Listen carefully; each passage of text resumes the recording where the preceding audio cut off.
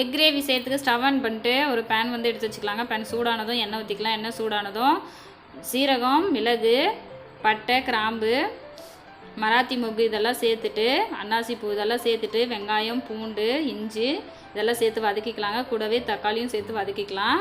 இதுலேயே மஞ்சத்தூள், கலருக்காக காஷ்மீரி மிளகாத்தூள் சேர்த்துக்கிறாங்க. நல்லா வதங்கினதும் எடுத்து வச்சிடலாம், ஆறட்டும். முட்டை வந்து வேக வச்சு எடுத்துருக்கேன், அதை வந்து கீறி விட்டுக்கலாங்க. கீறினதுக்கப்புறமா நம்ம வதக்கி வச்சுருக்கிற மசாலாவை சேர்த்து அரைச்சிக்கலாம்.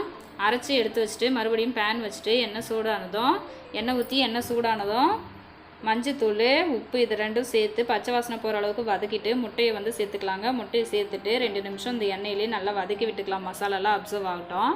அதை எடுத்து ஒரு ஓரமாக வச்சுட்டு இப்போ கிரேவி செய்கிறதுக்காக வானல் வச்சுருக்காங்க. வானல் சூடானதும் எண்ணெய் ஊற்றிட்டு வெங்காயம் சேர்த்துக்கலாம்.